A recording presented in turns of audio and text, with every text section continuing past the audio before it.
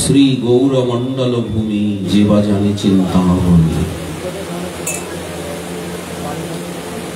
যে ভূমিতে, যে যশোর জেলায় আপনারা জন্মগ্রহণ করেছেন, নিবাস করছেন, এই জেলাটি হরিদাস ঠাকুরের আবির্ভাবে, লীলায়, কারুণ্যে, নাম প্রেম প্রচারে সিক্ত, শোভিত, পরিমণ্ডিত। আমরা এখানে যশোর জেলায় হরিদাস ঠাকুরের চরণ রজ খুঁজতে এসেছি। ওনার চরণ ধুলি, ওনার চরণ চিহ্ন। ভগবানের লীলাভূমির থেকেও ভক্তের লীলাভূমি অধিক গরীয়সী, মহীয়সী। ভাগবতে ভগবানের থেকেও ভক্তকে উঁচু আসন দেওয়া হয়েছে। ভক্তের আদর, ভক্তের পূজা, সম্মানকে ভগবানের পূজার থেকেও বড় বলা হয়েছে।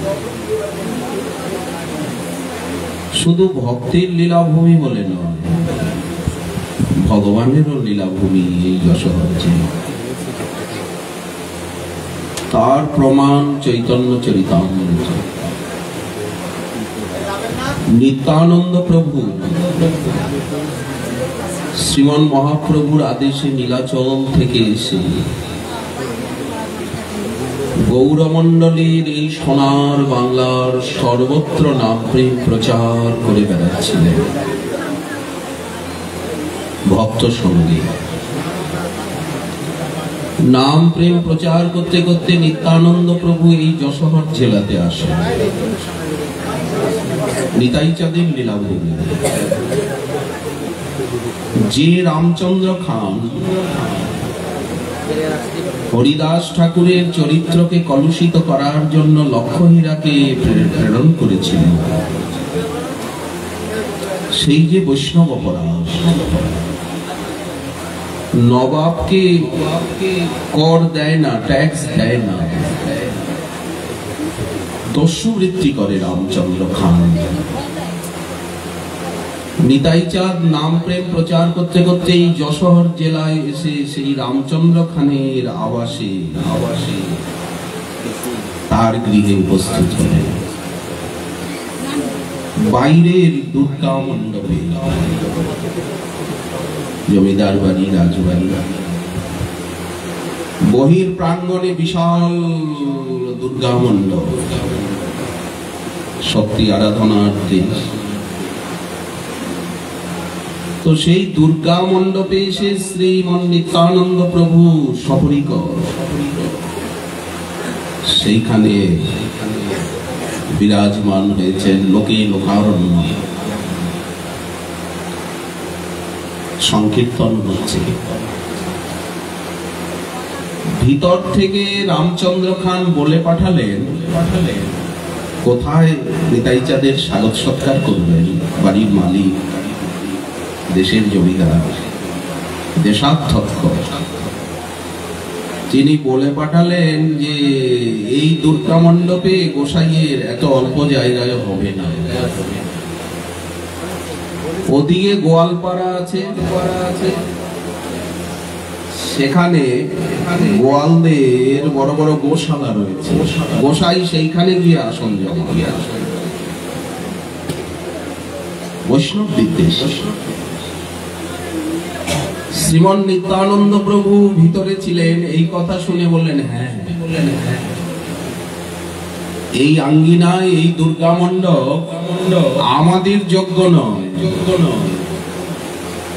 তাদের যোগ্য যারা অমেধ্য এখানে এসে হত্যা করবেন, গ্রহণ করবেন তাদের।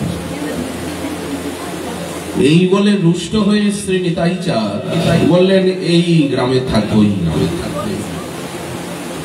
চলো রামচন্দ্র খানের জমিদারির ভিতরেই থাকবো। বৈষ্ণব বিদ্বেষী, ভক্তদ্বেষী, ওই যে হরিদাস ঠাকুরের চরণে অপরাধ। সেই অপরাধটা এসে নিতাই চাঁদের চরণে, সপরিকর নিতাই চাঁদের চরণে গিয়ে লাগলো, এখানে চলে এলো। অপরাধ শেকড় গজায়, ইকোটাকে বলো, বেশ বাড়াও, ট্যাং বাড়াও তাহলে। আচ্ছা, তারপরে হলো কি, নিতাই চাঁদ তো চলে গেলেন, এ দস্যু বৃত্তি করে, কর দেয় না। রাজা রামচন্দ্র খানের এখানে সৈন্য পাঠিয়ে দিলেন নবাব, যে ওকে বন্দি বানাও, দস্যু বৃত্তি করে। রামচন্দ্র খান পালিয়ে গেল। ওরা করলো কি, কয়েকদিন যাবত আর পুরো যশোরটাকে লুণ্ঠন করলো, আগুন লাগিয়ে দিল, গ্রামটা উজাড় হয়ে রইল। এই চৈতন্য চরিতামৃতে যশোহরের উপরে বর্ণনা, নিতাই চাঁদের করুণা লীলা, দণ্ড প্রদান লীলা ভক্তদ্রোহীর প্রতি, হরিদাস ঠাকুরের চরণে অপরাধীর প্রতি। যে গ্রামে, যে বাড়িতে, যে দেশে ভক্তের অপমান হয়, করলো একজন অপমান, কিন্তু ফলটা ভোগ করতে হলো সবার, নিরপরাধ প্রজাদের। যাই হোক, বলবার তাৎপর্য,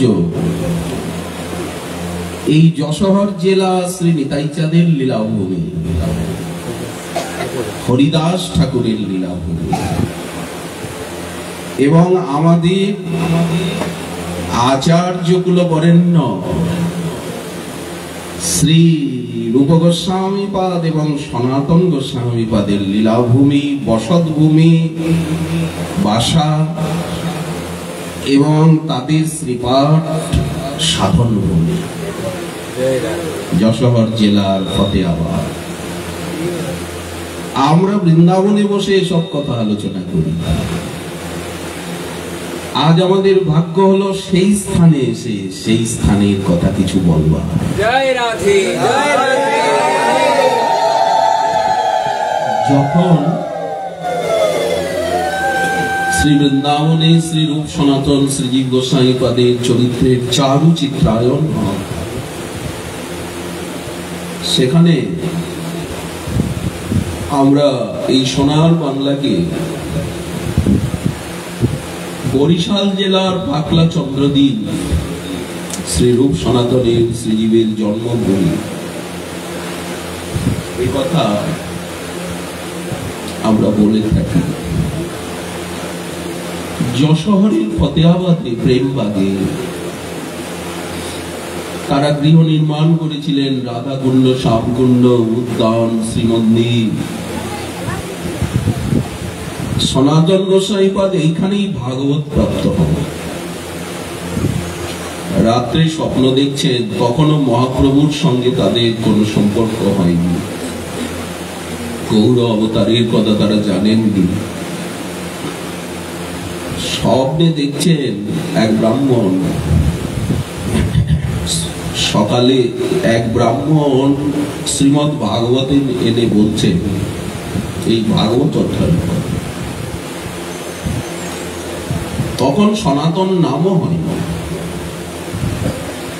এই ভাগবত অনুশীলন করো, এতেই সব জানতে পারে। সকালবেলা এক বয়োবৃদ্ধ ব্রাহ্মণ ভক্ত, তিনি সাকর মল্লিককে শ্রীমদ ভাগবত এনে দিলেন, বললেন এটি তুমি ভালো, তুমি তো বিদ্বান সংস্কৃতজ্ঞ, এই ভাগবত অনুশীলন করো। এইভাবে সনাতন গোস্বামীপাদ ভাগবত প্রাপ্ত হন। তাদের লীলাভূমি, অশেষ গৌরগণের লীলাভূমি। এই জন্যই ঠাকুর মহাশয় লিখেছেন যে যে বাজারে চিন্তামণি। আসলে গৌরমণ্ডলের এই সোনার বাংলার মহিমাকে উপলব্ধি করব, গৌরাঙ্গের হব, তাই মনোবাক্যে নিতাই গৌরাঙ্গকে আরাধ্য প্রভুরূপে হৃদয়ে স্থান দেব। গৌর ভক্তের মহিমাকে উপলব্ধি করব, তাদের সঙ্গ করব, তবে তো রাধা মাধবকে জানতে পারব, তারাই তো জানাবে। তবেই তো বৃন্দাবন ধামের মহামহিমা আমাদের চিত্তে প্রকাশিত হবে, সেই দিকে আমরা আকৃষ্ট হতে পারব। এটা সাধন ভূমি, সাধনার আরম্ভ এখানের থেকেই তো হবে, এই জীবনের থেকেই তো হবে। সারা যশোহর জেলা আজ যশস্বী হল কার পুণ্য প্রতাপে? ব্যাসাবতার বৃন্দাবন দাস ঠাকুর চৈতন্য ভাগবতে লিখেছেন, যশোহর জেলার বুরন গ্রামেতে অবতীর্ণ হরিদাস, সে সৌভাগ্যে সে দেশেতে কীর্তন প্রকাশ। আজ যে এখানে গৌর ভক্তের এত প্রাচুর্য, চারিদিকে হরিনাম সংকীর্তন, হরিকথা, আপনাদের গৌর কথায় কৃষ্ণ কথায় কত অনুরাগ, আপনারা ছুটে এসেছেন, কষ্ট করে বসে আছেন নিজেদের অমূল্য সময়কে নষ্ট করে। আমরা তো ভিখারি, কাঙাল, পথচারী, অতিথি।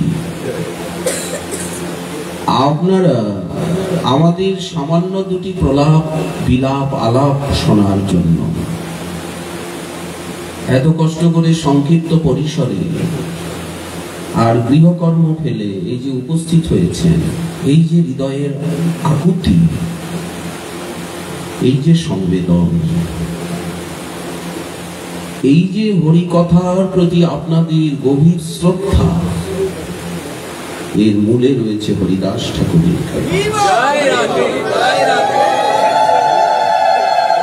এ কথা আমরা বলি না,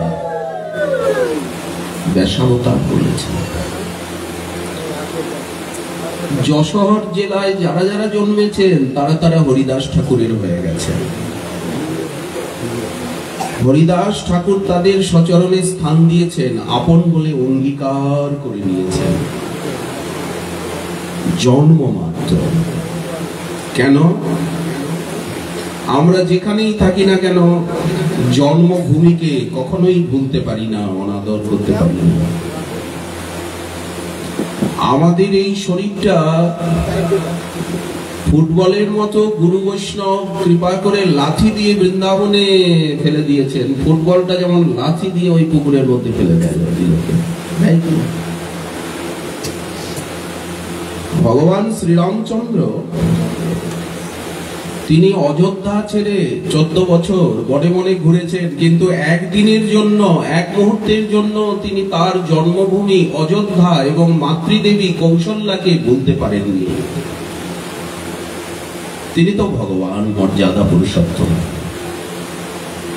কেন উনি অযোধ্যাপুরীকে ভুলতে পারেননি, নিজের জননীকে? বাল্মীকি তার রামায়ণে তার উত্তর দিচ্ছেন, জননী জন্মভূমিশ্চ স্বর্গাদপি গরীয়সী। জননী এবং জন্মভূমির সাবস্টিটিউট হয় না, প্রতিনিধি হয় না, তুলনা হয় না, অনুপ সাদৃশ্য হয় না।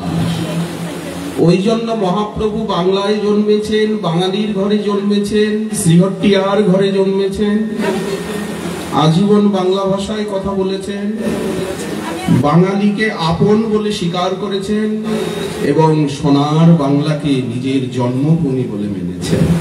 আমার গৌরীয়, আমার গৌর, আমার গৌর দেশ, আমার গৌরীয়, অর্থাৎ মহাপ্রভু বলতেন আমার বাংলা, আমার বাঙালি।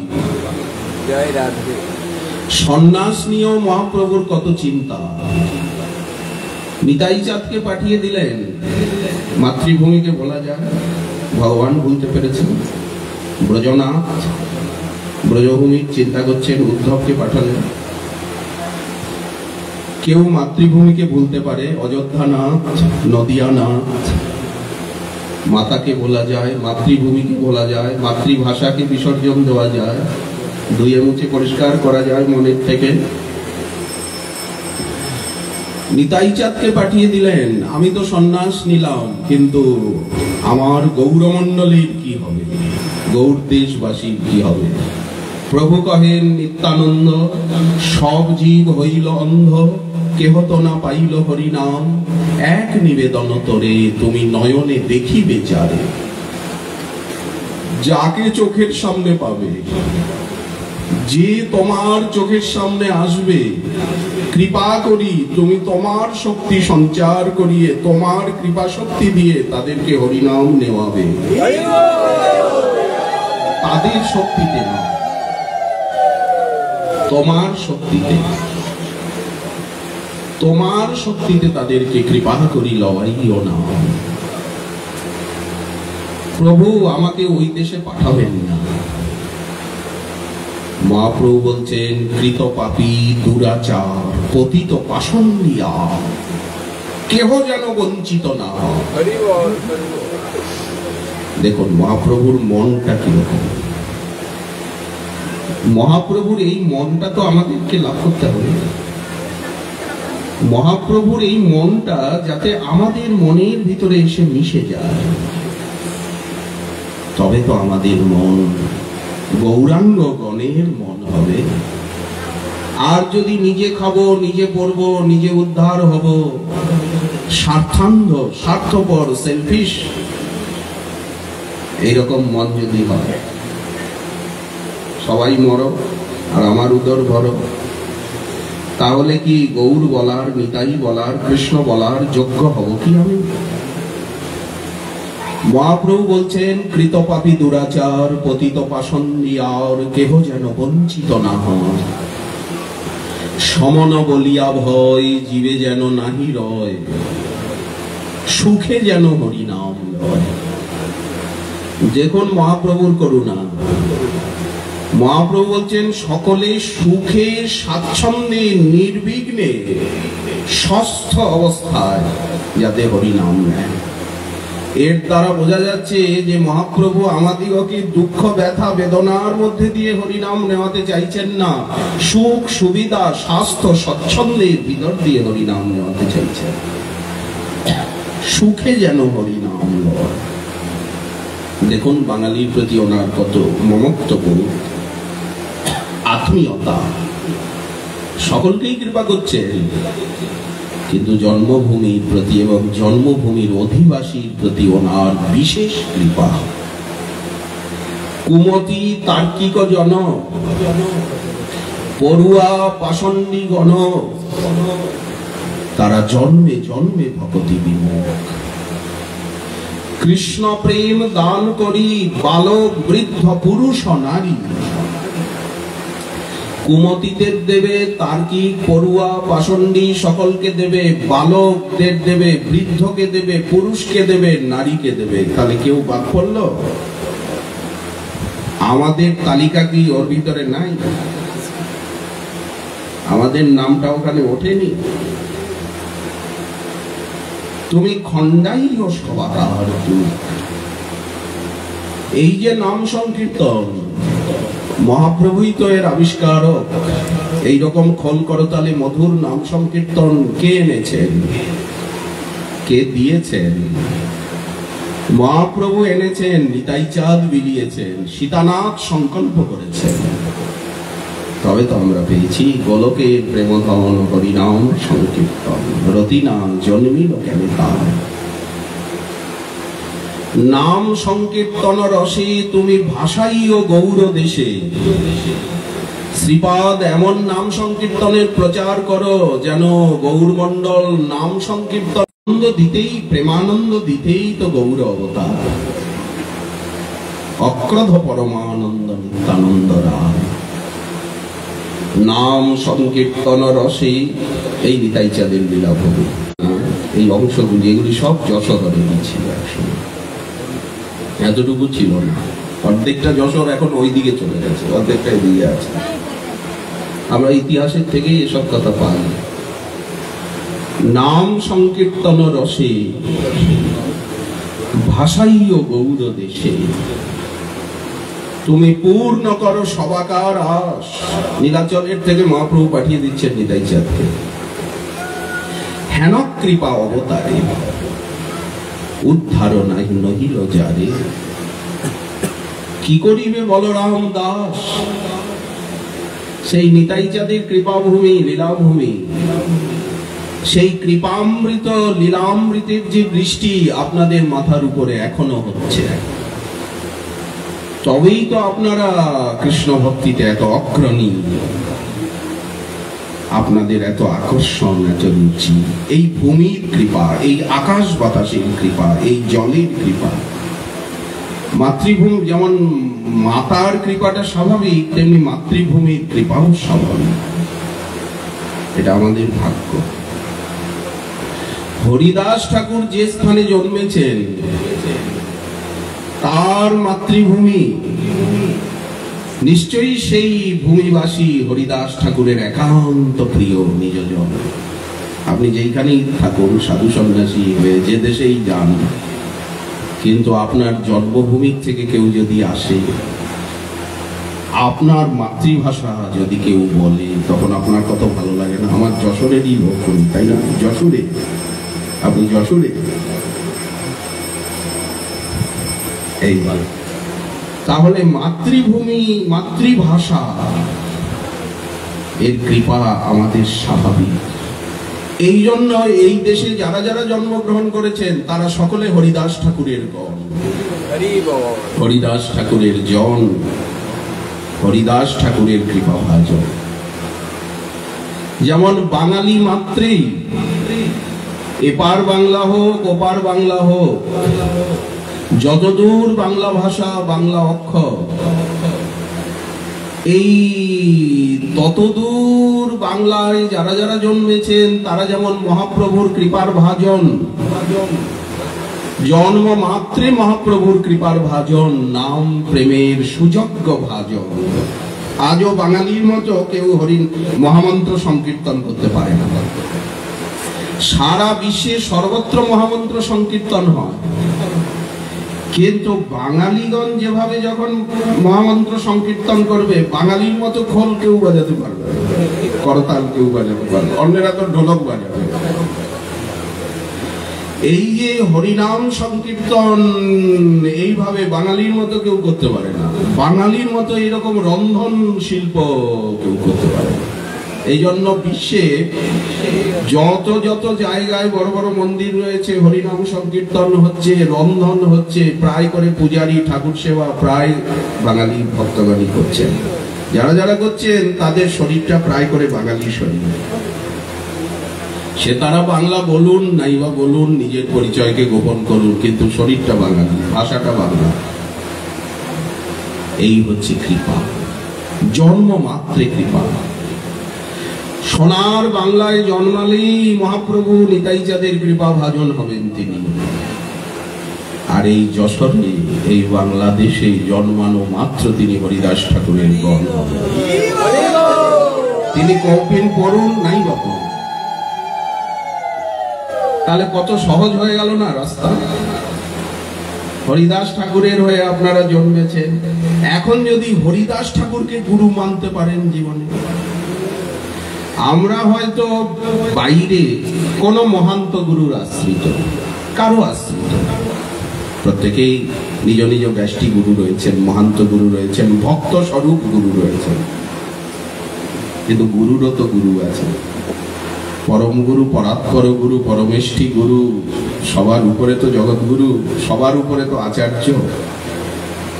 সমস্ত গুরুবর্গের গুরুকে যারা যারা হরে কৃষ্ণ মহামন্ত্রের সাধন করছেন, হরে কৃষ্ণ মহামন্ত্রের আদান প্রদান করছেন, তাদের সবার গুরুকে বললেন জগৎগুরু নামাচার্য হরিদাস ঠাকুর। ওনার উপরে তো কেউ গুরু নেই, মহাপ্রভুও তো সেখানে গিয়ে ছোট হয়ে যাচ্ছে, বলছেন তুমি নামের আচার প্রচার করো দুই কার্য, অতএব তুমি সাধু জগতের আর্য। মহাপ্রভু তো নিজে নামাচার্য হননি। আচার্য তো ভক্ত হয়, আচার্য কি ভগবান হন? ভক্তই তো নাম দেন, ভক্তই তো ভক্তির আদান প্রদান কার্য করেন। ওটা তো ভগবানের কার্য না। ভগবানের কাছে তো ভক্তি নেই, ভক্তি আছে ভক্তের কাছে। ভক্তি প্রেমের ভান্ডারী, নামের ভান্ডারী তো ভক্ত। এই জন্য ভক্তই আচার্য হন। উনি সেবক তত্ত্ব, আর ভগবান হচ্ছেন সেব্য তত্ত্ব। মহাপ্রভু আমাদের নিতাই গৌর সীতানাথ সেব্য তত্ত্ব। নামাচার্যের আসনে বসালেন হরিদাস ঠাকুরকে, নিজে মহাপ্রভু, অন্যে নয়। তো আপনারা নামাচার্যের দেশের, আপনারা নামাচার্যকে নিজের গুরু রূপে মানতে পারবেন না? হরিদাস ঠাকুরকে গুরুর আসনে বসাতে পারবেন না? আচ্ছা, গুরুচরণ আশ্রয়ের অর্থ কি? গুরুদেবকে অনুসরণ করা, ওনার জেরক্স কপি হওয়ার চেষ্টা করা, অনুলিপি হওয়ার চেষ্টা করা, আদর্শের অনুসরণ করা। এই তো গুরুকরণের উদ্দেশ্য কি? তাকে অনুসরণ। তো আমরা হরিদাস ঠাকুরের অনুসরণে মহামন্ত্রের সাধনা করতে কি একেবারেই পারবো না? এতটাই কি আমরা শক্তিহীন? পারবো নাকি? হরিদাস ঠাকুরের ভাব আদর্শের আনুগত্যে অনুসরণে আমরা নাম সাধনা করতে পারবো কিনা? মহাপ্রভু কৃপা করে, নাম প্রভু কৃপা করে আমাদিগকে করাবেন কিনা? হরিদাস ঠাকুর কিভাবে নাম সাধনা করছেন? হরিনাম করতে গেলে দুটো জিনিসের প্রয়োজন হবে। এক হচ্ছে ত্যাগ, আর এক হচ্ছে দৈন্য। এক হচ্ছে দয়া, এক হচ্ছে অন্যকে সম্মান। দয়া, দৈন্য। অন্তরকে কোমল করতে পারবো না, সকলের প্রতি দয়া ভাব আনতে পারবো না, স্নেহ ভাব, দয়া, জীব মাত্রের প্রতি দয়া। দৈন্য, দৈন্য কাকে বলে? নিজেকে ছোট ভাবা। আপনার 1000 টাকা পয়সা থাক, 1000 বিদ্যা থাক, 1000 যা কিছু থাক, আমি সবার থেকে ছোট,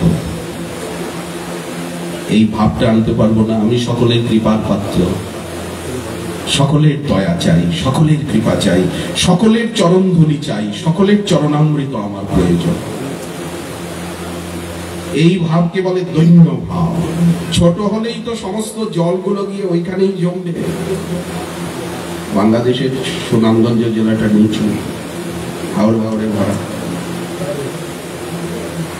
সিলেট জলটা কোথায় জমে? সমুদ্র সবার থেকে উঁচু, ওই জন্য সব জল গিয়ে সমুদ্রের মধ্যে পড়ে, তাই কি? বিল, চলন বিলটা খুব উঁচু পাহাড়ের মতো, ওই জন্য সবসময় জল চলে, তাই কি? সবার কৃপা, ভগবত কৃপা, গুরু কৃপা, বৈষ্ণব কৃপা কার উপরে হয়? যে হৃদয় দৈন্য ভাবাপন্ন, সেই হৃদয়ই তো হয়। নিচু জায়গায় তো জল গিয়ে দাঁড়ায়, নাকি উপরে ওঠে? ওই জন্য ভগবানের কৃপা, গুরু বৈষ্ণবের কৃপা লাভ করতে গেলে নিজেকে ছোট ভাবতেই হবে। হরিদাস ঠাকুর যেমন নিজেকে ছোট ভাবছেন। দয়া, দৈন্য, সকলের প্রতি দয়া ভাব, সকলের কাছে দৈন্য ভাব, অন্যে মান, সকলকে অবিচারে সম্মান। ছোট হোক বড় হোক, যে যেমন হোক, আপনার কাছে এসে সকলে যেন অবিচারে সম্মানিত হয়। আপনি যেন কাউকে অপমান না করেন, কারো নিন্দা না করেন, কারো হৃদয়ে দুঃখ ব্যথা না দেন। এই হচ্ছে অন্যে মান। আর কারো কাছের থেকে সম্মান না চাওয়া, প্রত্যুপকার না চাওয়া, প্রতিষ্ঠা বর্জন। এ মালা পরবো, উঁচু আসনে বসবো, গুরুগিরি করবো, বললেন না। এহ বাহ্য এহ বহিরঙ্গ, আগে কহ আগে। এর উপরেও অনেক কথা রয়েছে, এর উপরেও অনেক উঁচু স্তর রয়েছে। প্রতিষ্ঠা বর্জন, দয়া দৈন্য অন্যে মান প্রতিষ্ঠা বর্জন, চারি গুণে গুণী হইয়া কর সংকীর্তন। এই হচ্ছে হরিদাস ঠাকুরের আদর্শ। লক্ষ্য হীরাকে উনি কতখানি সম্মান করলেন দেখুন, এই বেলা করলেন, এই যশোরে। কই উনি তো রামচন্দ্র খানকে অপমান করলেন না, লক্ষ্য হীরাকে অপমান করলেন, তাড়িয়ে দিলেন কি? দেখুন দয়া কাকে বলে। তুমি যেদিন রাত্রিতে এসেছিলে সেদিনই আমি বুঝতে পেরেছি রামচন্দ্র খান আমার চরিত্রকে দূষিত করতে তোমাকে পাঠিয়েছেন। তাহলে যে আমি 3টে রাত্রি তোমার সঙ্গে কাটালাম কেন? বারবার তোমাকে বললাম, হ্যাঁ নাম সংখ্যা পূর্ণ হলে আমি তোমার বাঞ্ছা পূর্ণ করব, তোমাকে অঙ্গীকার করব, এই যে প্রতিশ্রুতি দিলাম। হরিদাস ঠাকুর বলছেন, আমি তোমার জন্য এই 3টে রাত্রি এই নির্জন জঙ্গলে তোমার সঙ্গে কাটালাম, তা না হলে সেই সময়ই আমি উঠে চলে যেতাম। তোমার জন্য কাটালাম এই 3টে রাত্রি। দেখুন গৌর ভক্তের কত কৃপা। আমরা চৈতন্য চরিতামৃতে জানি যে মহাপ্রভু শিবানন্দ সেনকে আজ্ঞা করেছিলেন গৌরমণ্ডল থেকে সকলকে নিজের অর্থ ব্যয়ে রক্ষণাবেক্ষণে প্রতি বৎসর রথযাত্রায়, গুন্ডিচা যাত্রায় নীলাচলে নিয়ে যাবে। সে বছর কি হলো, একটা কুকুর কোথা থেকে ভক্তদের দলের ভিতরে একটা কুকুর কিভাবে ঢুকে গেছে। ভক্তগণ কীর্তন করতে করতে যাচ্ছিলেন, কোন পাড়ার থেকে, কোন দেশের, কোন গ্রামের থেকে একটা কুকুর সেই ভক্তদের সঙ্গে চলছে চলছে চলছে চলছে। উড়িষ্যা দেশের সীমান্তে গিয়ে উপস্থিত হয়েছে। তখন উড়িয়া নাবিক বলছে, আমি কুকুর নৌকায় চড়াবো না, সে একটু সূচিবাই। শিবানন্দ সেন বললেন, না, মহাপ্রভুর আজ্ঞা, যারা যারা রথযাত্রায় নীলাচলে যাবেন সকলকে আমায় নিয়ে যেতে হবে। এইবার কুকুরটাও এসেছে, ওকে আমি বাদ দিতে পারবো না, ওকে নদীর এপারে ফেলে যেতে পারবো না। সুবর্ণরেখা নদী পার হবে, ওপারে উড়িষ্যা, এখানে বাংলা শেষ। নাবিক বলছে, মাঝি বলছে, আমি কুকুর নৌকায় চড়াবো না। শিবানন্দ সেন বললেন, একটা মানুষকে চড়াবো, যা পার করতে জানাও আমি 4 গুণ দেব, তুমি কুকুরটাকে নিতে হবে। দেখুন গৌর ভক্তের হৃদয়, চৈতন্য চৈতামৃতে লেখা আছে। কুকুরটাকে পার করে নিয়ে চলছেন চলছেন। উনি রোজ তদারক করেন, কুকুরটাকে প্রসাদ দেওয়া হয়েছে তো, তার দিকে দৃষ্টি রেখেছ তো। একদিন খুব ব্যস্ততা ছিল, শিবানন্দ সেন জিজ্ঞাসা করেননি, সারাদিন কুকুরটার খোঁজ নেননি, কুকুরটাকেও আর পাওয়া গেল না। কোথায় কুকুরটা চলে গেছে? শিবানন্দ সেন রাত্রিবেলা সেবককে বলছেন, কুকুরকে আজ খেতে দেওয়া হয়েছিল বলে তাকে আর দেখা যাচ্ছে না, দেখতে পাইনি, কোথায় কোন কুকুরের সঙ্গে, হয়তো কোথায় কোন পাড়ায় কোন গলিতে ঢুকে গেছে। শিবানন্দ সেন আর প্রসাদ পেলেন। দেখুন কুকুরের জন্য উপোস করলেন, মনের দুঃখ, আমার সেবাপরাধ হয়ে গেল, মহাপ্রভুর আজ্ঞা লঙ্ঘন হলো। মহাপ্রভু বলেছেন সকলকে নীলাচলে নিয়ে যাবে। এখন চলছেন চলছেন চলছেন, রথযাত্রা অতি নিকটে, নীলাচলে গিয়ে উপস্থিত হলেন। যেতে হেঁটে হেঁটে হেঁটে হেঁটে যেতে যেতে 1 মাস লাগতো। তো সেখানে গেছেন গম্ভীরায়, কাশী মিশ্রালয়ে শ্রীমন মহাপ্রভু সকলের সঙ্গে মিলিত হয়েছেন। একদিন মহাপ্রভু নির্জনে একান্তে বসে আছেন, নারকেল শ্বাস প্রসাদ প্রভু পাচ্ছিলেন। এমন সময় শিবানন্দ গেছেন কাশী মিশ্রালয়ে শ্রী গম্ভীরা, দেখছেন সেই কুকুরটা প্রভুর পাশে বসে, সেই কুকুরটা প্রভুর পাশে বসে প্রভুর নারিকেল শস্য প্রসাদ আস্বাদন করছেন, আর কুকুরটার দিকে ছুঁড়ে ছুঁড়ে দিচ্ছেন, বলছেন, হরে কৃষ্ণ বলো, বলো হরে কৃষ্ণ বলো, বলো। এই মহাপ্রভুর কৃপা। শুধু মানুষকে কৃষ্ণ নাম উপদেশ করেছেন তিনি, তা নয়, বৃক্ষ লতা পশু পক্ষীকে পর্যন্ত কৃষ্ণ নাম উপদেশ করেছেন। ঝাড়িখণ্ড পথে তার লীলার প্রমাণ সকলকে প্রেম দিয়েছে। শিবানন্দ সেন করলেন কি, মহাপ্রভুকে দণ্ডবোধ করে মহাপ্রভুর সামনেই সেই কুকুরটাকে দণ্ডবোধ করলেন। শিবানন্দ সেন মহাপ্রভুর ধনী ভক্তগণের ভিতরে, এই গৌরমণ্ডলীর ধনী ভক্তগণের ভিতরে শ্রেষ্ঠ। অনেক ভক্তের তিনি পালন পোষণ করেন। কুকুরটাকে সাষ্টাঙ্গে দণ্ডবোধ প্রণাম করে বলছেন, আমার অপরাধ হয়ে গেছে, আমার সেবক তোমার সেবা শুশ্রূষা ভুলে গেছে, তোমাকে প্রসাদান্ন দিতে ভুলে গেছে, এই জন্য এই অপরাধে তুমি ছেড়ে চলে এসছো, আমাকে ক্ষমা করো। মহাপ্রভু হাসছে। আচ্ছা, এই সামান্য ঘটনাটা চৈতন্য চরিতামৃতে কবিরাজ গোস্বামীপাদের লেখার কোন প্রয়োজন ছিল? দেখাচ্ছেন যে গৌর ভক্তগণের মনটা কেমন হয়, কত কোমল হয়। কত কোমল মন হলে গৌর দাস, নিতাই দাস, অদ্বৈত দাস, গৌর ভক্তের দাসানুদাস হওয়া যায়। আর যে মনে কটুতা, কঠোরতা, দুঃখতা, হিংসা, দেশ, মাৎসর্য, অহংকার, অভিমান, সেই মন কি করে হরিদাস ঠাকুরের কৃপা পাবে, নিতাই গৌরাঙ্গের কৃপা পাবে? রাধারানী কত কমলা, কত কমনীয়া, কি করে রাধারানী হৃদয়ে আসবেন? ওই কঠোর মন। তো এই জন্য হরিদাস ঠাকুরের ভাবাদর্শে অনুপ্রাণিত হওয়া। আর কি, হরিদাস ঠাকুর ত্যাগ মন্ত্রে ব্রতী হয়ে হরিনাম করছে। ত্যাগ বলতে কি? শরণাগতি।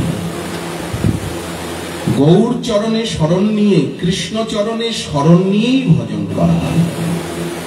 সর্বস্ব তোমার চরণে সপিয়া আমি পড়েছি তোমার ঘরে, তুমি তো ঠাকুর তোমার কুকুর বলিয়া জানো।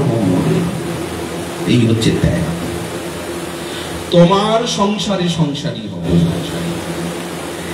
এক তো মায়ার সংসার, অনাচারের সংসার, এক হচ্ছে কৃষ্ণের সংসার, রাধারানীর সংসার। এই সংসারে কিন্তু সারা বিশ্ব চলে আসবে, সবাই চলে আসবে। তোমার সংসারে করিব সেবন, নহিব ফলের ভাগী, তব সুখ যাহে তাহে সদা হব অনুরাগী। এই কৃষ্ণের সংসার বোঝা, মহাপ্রভুর সংসার বোঝা, রাধারানীর সংসার বোঝা। মায়ার সংসার তো আমরা বুঝেইছি, তুমি আমি সে তাহারা, দু তিনজনকে নিয়ে সংসার। আর মহাপ্রভুর সংসার ব্রহ্মাণ্ড ব্যাপী, রাধারানীর সংসার। আমরা এখন গুরু বৈষ্ণবের কৃপায় সেই সংসারে গিয়ে পড়েছি। কালে নয়, বিলে নয়, নদীতে নয়, গৌর চরণ রূপী সংসারে, রাধা মাধবের চরণ রূপী সংসার। এটা তো মায়ার সংসার নয়। এই সংসারের মূল কেন্দ্রবিন্দুকে রাধা মাধব, রাধা কৃষ্ণ প্রাণময়। এই দেখুন শরণাগত, আমার আর কেউ নেই, আমার বলিয়া প্রভু আর কেহ নাই। এই দেখুন ত্যাগ, হরিদাস ঠাকুর এটা দেখাচ্ছে। তুমি মোর পিতা, ভ্রাতা, বন্ধু, ভাই, তমেব মাতা চ পিতা, তমেব বন্ধুশ্চ সখা, ত্বমেব বিদ্যা দ্রবিণং, তমেব সর্বম মম দেব দেব। আমার আর কেউ নাই। এই ভাবটা মনের ভিতরে রাখতে হবে। তাই বলে সবসময় ছেলেকে বলবো তোরা আমার কেউ নয়, পরিবারকে বলবো তুমি আমার কেউ নয়, এই রকম বলা কিন্তু অকৃতজ্ঞতা। এই মুখে এই কথা ব্যক্ত করা যাবে না যে তোমরা আমার কেউ নয়, ওটা মনে মনে ভিতরে ভিতরে রাখতে হবে। কেন বললেন স্ত্রী পুত্র সব তব দাস দাসী, তোমার দাস দাসী। সারা জগৎ কৃষ্ণ দাসে ভরা। তাহলে আমার স্ত্রীকে কৃষ্ণদাসী, আমি কে কৃষ্ণদাস, ছেলেকে কৃষ্ণদাস, মেয়েকে কৃষ্ণদাসী। সম্পত্তি, চাকরি বাকরি সব কার জন্য? বলে কৃষ্ণের জন্য।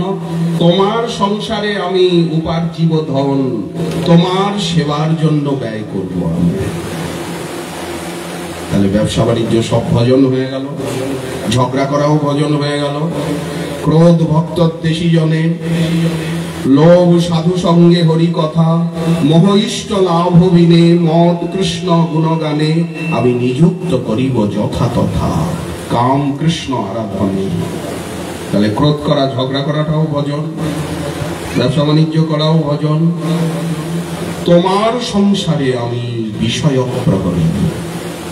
এই কৃষ্ণের সংসারে সমুদ্রে এসে গেল, নদী নালা খাল বিল হয়ে এখন শরণাগতির সাগরে। অশোক অভয় অমৃত আধার, একেই ত্যাগ বলা হয়। ত্যাগটা মনের থেকে আসে, বাইরে না। বাইরে একটা অভ্যাস যোগ আছে, কিন্তু ত্যাগটা কোথা থেকে? ভিতরের থেকে আসছে, তত্ত্বজ্ঞানের উদয়ে।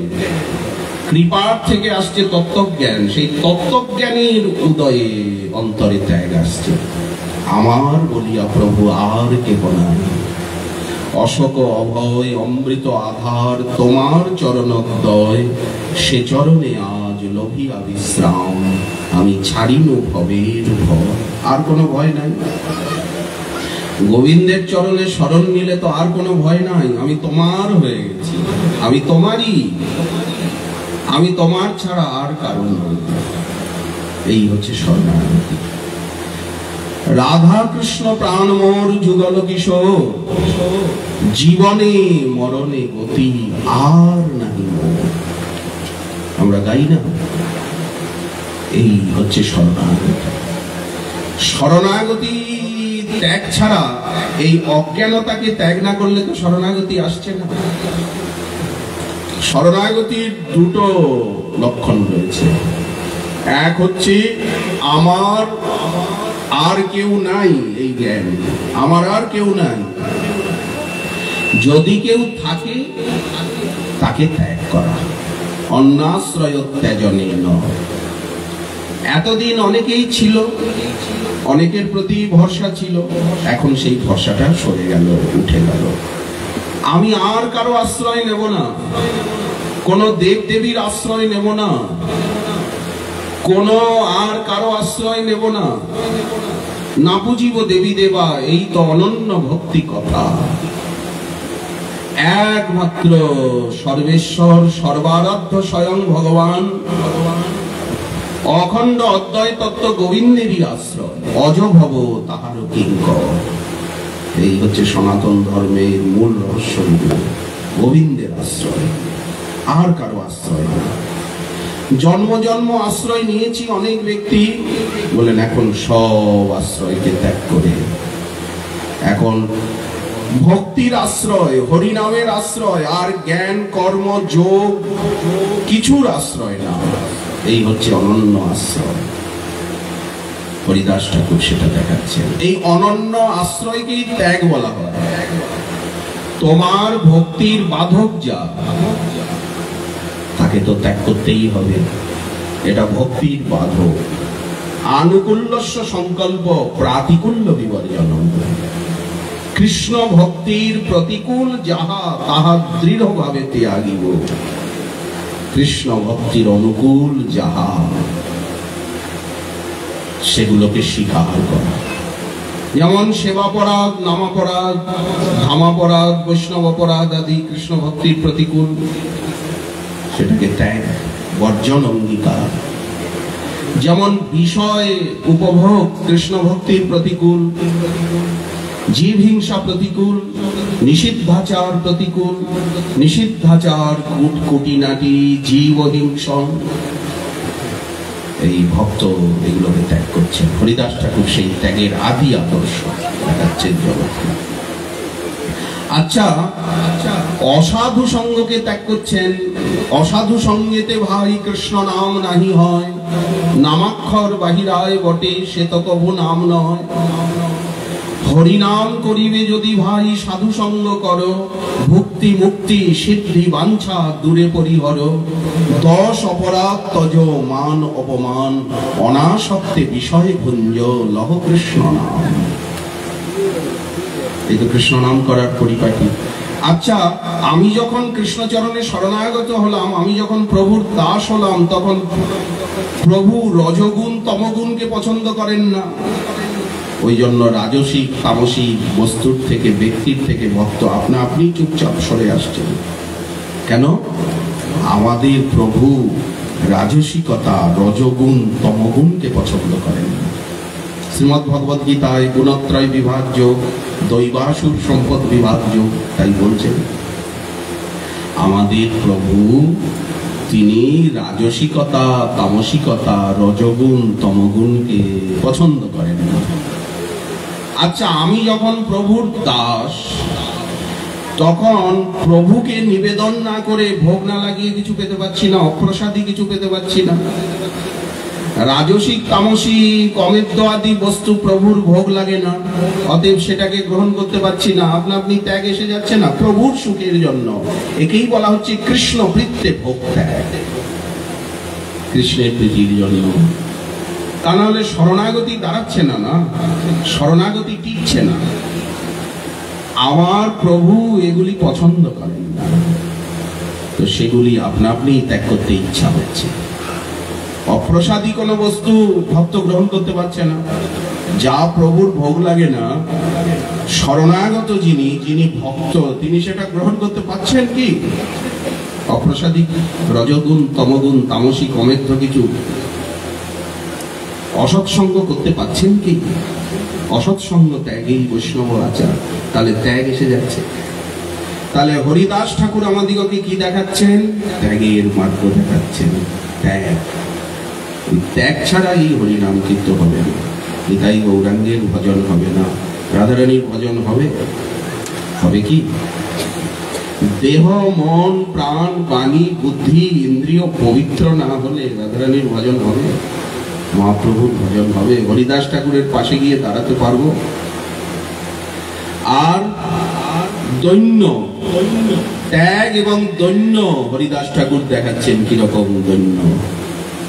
22 বাজারে বেত্রাঘাত এই হরিনামের জন্য কাজীর দ্বারা। উনি বললেন খণ্ড খণ্ড হয় যদি দেহ, যদি যায় প্রাণ, তথাপি না বদনে ছাড়িব কৃষ্ণ নাম। একে তিতিক্ষা বলা। এবং ওদের মঙ্গল কামনা করছেন, যারা ওনাকে প্রহার করছেন তাদের মঙ্গল কামনা করছেন। আর কি বলছেন? হরিনামের অনেক নিন্দা শ্রবণ করেছি, অনেক নামাপরাধীদের সঙ্গ করেছি, অনেকে আমার কানের কাছে এসে হরিনামের নিন্দা করেছে, ভক্তির নিন্দা, ভক্তের নিন্দা, ভগবান নিন্দা শুনেছি। এই জন্য আমার যে অপরাধ হয়েছে না, কৃষ্ণ কৃপা করে 22 বাজারে পিটুনি খাইয়ে আমার সেই অপরাধটা দূর করে দিলেন। ভালো হলো, অল্পে রক্ষা হয়ে। ভক্তি ভক্তের নিন্দা শুনলে তো নরকে যেতে হয়, আমাকে নরকে যেতে হলো না। সামান্য 22 বাজারে একটু পিটুনি খাইয়ে আমাকে কৃষ্ণ পবিত্র করে দিল।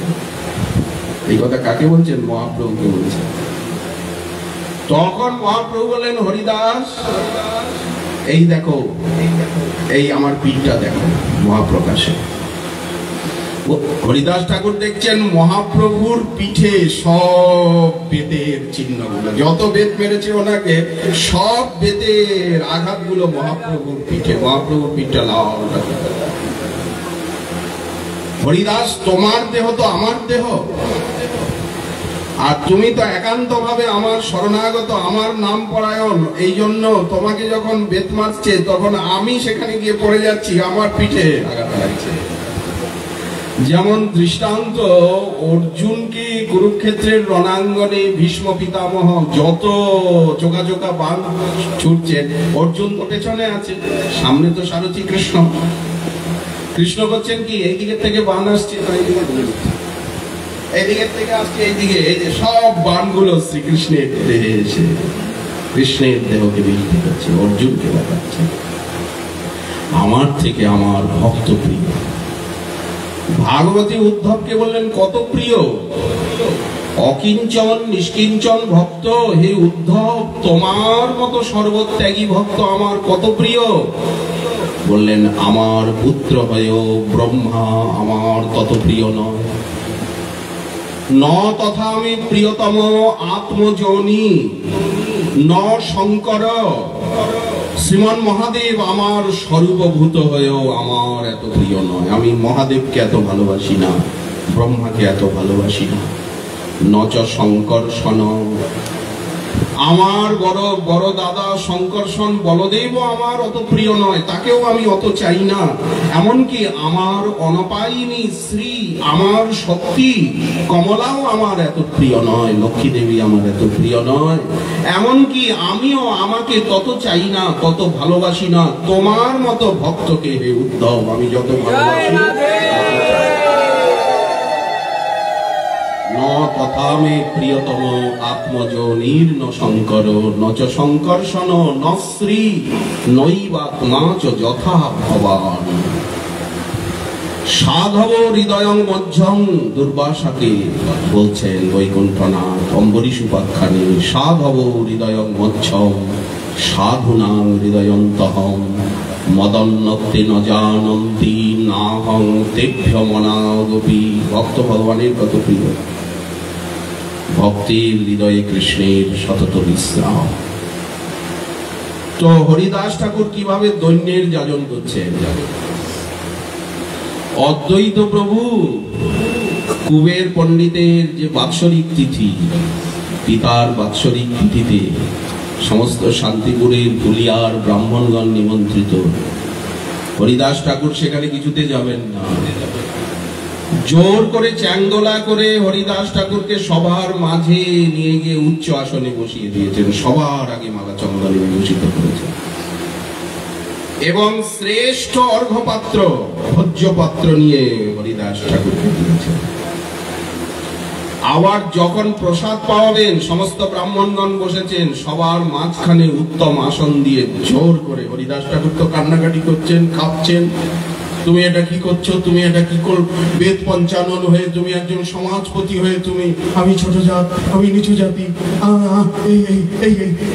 বলে কান্না, তুমি কাঁদ, আমি অদ্বৈত সিংহ, আমি জানো অদ্বৈত সিংহ, প্রতিবাদী সিংহ। তুমি আজ আমার পিতার বাৎসরিক তিথি, তোমার মতো নিষ্কিঞ্চন মাঝখানে নিয়ে উচ্চ আসনে বসিয়েছেন, আর যখন প্রসাদ দিচ্ছেন ওনার পাতে সবার আগে প্রসাদ দিয়েছেন। বললেন তুমি যদি কান্নাকাটি করবে, তুমি বলে আমি পাতা ফেলবো, আমি ঝাড়ু বাড়ু দেবো, আমি সবার শেষে একটু প্রসাদ নেব, আমি ছোট জাত, আমি নিচু জাত। বলছেন দেখো আমি অদ্বৈত সিংহ, তুমি যদি কান্নাকাটি করবে, তুমি যদি কান্নাকাটি বন্ধ না করবে, এইসব তোমার প্রলাপ তুমি বন্ধ না করবে, তাহলে আমি এখানে ঠেঙা নিয়ে দাঁড়ালাম। আমি বুড়ো মানুষটা, আমি অশাস্ত্রীয় কিছু কাজ করি না। তুমি খাইলে হয় কোটি ব্রাহ্মণ ভোজন, তোমাকে যদি আমি এক মুঠ অন্ন আজ আমার পিতার তিথিতে তোমায় মদন গোপালের প্রসাদ একটু পাওয়াতে পারি, আমার মনে এতটা শান্তি হবে, আমার পিতৃদেব এত শান্তি পাবেন, আমার মনে হবে আমি 1 কোটি ব্রাহ্মণের সেবা করেছি। চৈতন্য এই হচ্ছে গৌরীয় সদাচার, এই হচ্ছে মহাপ্রভুর নিতাইচাঁদের সীতানাথের প্রবর্তিত শুদ্ধ ভক্তি মার্গ।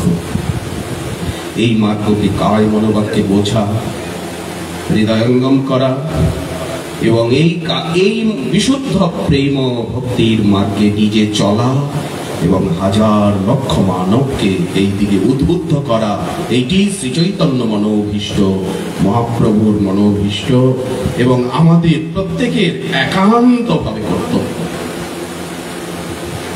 এই হচ্ছে দৈন্য। হরিদাস ঠাকুরের মতো ত্যাগ ভাব, দৈন্য ভাব, অমানি মানদ ভাব নিয়ে নাম সাধনা করলেই আমরা প্রেম পেয়ে যাব।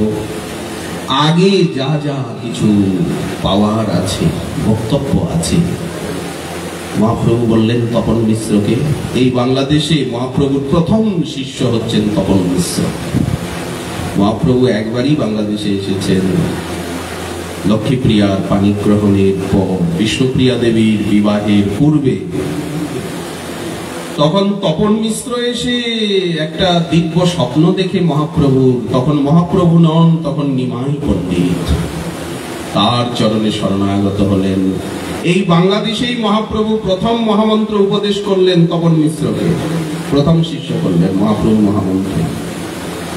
আর প্রভু বললেন, কহিলাম এই মহামন্ত্র সাধিতে সাধিতে যাবে, প্রেমাঙ্কুর হবে, সাধ্য সাধন তত্ত্ব বুঝিবে সে তবে। নামাশ্রয় করে হরিনাম করতে করতে যখন চেতদর্পণ মার্জিত হবে, তখন ভাগবত বুঝবে, শাস্ত্র বুঝবে, গীতা বুঝবে। তাহলে উৎপাতের জীবনে বোঝা যাবে, কিছু বোঝা যাবে ভাগবত, কিছু গীতা। অসদাচারী জীবনে বোঝা যাবে, উশৃঙ্খল জীবনে, উৎপাতের জীবনে বোঝা যাবে কি? ওই জন্য বললেন সাধিতে সাধিতে যাবে প্রেমাঙ্কুর হবে, সাধ্য সাধন তত্ত্ব বুঝিবে সে তবে, সাধ্য সাধন তত্ত্ব যে কিছু মঙ্গল, এক নাম সংকীর্তনে মিলিবে সকল। সেই আদর্শ হরিদাস ঠাকুর দেখাচ্ছে, সারা জীবনটাই আদর্শ। এখানের থেকে উনি ফুলিয়ায় গেলেন, শান্তিপুরে গেলেন, আদিসপ্তগ্রামে গেলেন, কুলিন গ্রামে গেলেন, কত কত দিন। মহাপ্রভু অবতীর্ণ হলেন, খালি অদ্বৈত প্রভুর পুষ্প তুলসী নয়, হরিদাস ঠাকুরের সংখ্যা নামও সেইখানে কাজ করল। শ্রীবাস পণ্ডিতের উচ্চ সংকীর্তন সেখানে কাজ করল। মহাপ্রভুর যেদিন জন্ম হলো 1486 খ্রিস্টাব্দে, 1407 শতাব্দে, 1486 খ্রিস্টাব্দে, সেটা ফেব্রুয়ারি মাস ছিল, শনিবার ছিল। আচ্ছা, সেই সময়ে অদ্বৈত প্রভু যে আনন্দে হুঙ্কার করলেন, সেখানে হরিদাস ঠাকুরের কথা আছে। নিজালয়ে উঠিয়া অদ্বৈত রায়ে, নৃত্য করে মনের উল্লাসে, হরিদাসে লইয়া সঙ্গে, হুঙ্কার কীর্তন রঙ্গে, কেনে নাচে কেহ নাহি জানে। জগৎ আনন্দময় দেখি মনে সুবিস্ময়। চন্দ্রগ্রহণ হচ্ছে, চারিদিকে হরিধ্বনি হচ্ছে, নবদ্বীপের শচী দুলাল জন্ম নিয়েছে, অদ্বৈত প্রভু আনন্দে নৃত্য করছেন, হরিদাস ঠাকুর আনন্দে নৃত্য করছেন। জগৎ আনন্দময় দেখি মনে সুবিস্ময়, ঠারে ঠোরে করে হরিদাস, তোমার ওই ছনরঙ্গ মোর মন পরশন্ন, ইথে দেখি কিছু কার্যে আছে ভাস আভাস। তোমার মনোবাঞ্ছা শান্তিপুর না, তোমার মনোবাঞ্ছা পূর্ণ হতে চলেছে, এটা আমার মন বলছে। তারপরে সমস্ত নদিয়া লীলায় হরিদাস ঠাকুর সঙ্গী। মহাপ্রভু যখন গয়ার থেকে এসে সংকীর্তন আরম্ভ করলেন, নাম প্রেম প্রচার প্রারম্ভ করলেন, তখন সর্বপ্রথম হরিনাম বেলাতে নদিয়াবাসীর ঘরে ঘরে গিয়ে নাম প্রচারে কাকে আদেশ করলেন? হরিদাস ঠাকুরকে আর অবধূত শ্রী নিত্যানন্দ প্রভুকে। কাকে পাঠালেন? এই জগাই মাথাই প্রথম দিন ধর ধর করে কার পেছনে ছুটেছিল? হরিদাস ঠাকুরের আর নিতাই চাঁদের পেছনে। নিতাই চাঁদ তো লাফ দিয়ে গঙ্গার জলে পড়ে গেলেন, সাঁতার কেটে মাঝ গঙ্গায় চলে গেলেন। হরিদাস বৃদ্ধ হয়েছেন, উনি আর ওরা পেছনে ধর করে দৌড়াচ্ছে, উনি তো আর পালাতে পারেন না। উনি ঊর্ধ্বশ্বাসে দৌড়াতে দৌড়াতে মহাপ্রভুর আলোয় এসে উপস্থিত হলেন। এই সেখান থেকে সীতানাথের কাছে গিয়ে বলেন, দেখো আজ অবধূতের কি কীর্তি, আজ আমার প্রাণে আমি মারাই যাচ্ছিলাম। শুনে আর অদ্বৈত প্রভু হুঙ্কার করে বলে উঠলেন, হ্যাঁ, ওই দুই মতলবকে নিমাই পণ্ডিত নিজের দলে ভেরাবেই ভেরাবে। ভেরাব হরিদাস, তুমি হাঁপাচ্ছ, তুমি প্রাণের ভয়ে পালিয়ে এসেছো, কিন্তু আমি বলে দিলাম ওই অবধূত, ওই অবধূত ওই দুইকে ভেরাবেই ভেরাবে। সংকীর্তনের সামনে নাচাবেই নাচাবে। দেখবা নিমাই পণ্ডিত ওই দলে যোগ দেবে, দুইজনকে সামনে নিয়ে আমার এই মদন গোপালের মন্দিরে এসে উপস্থিত হবে।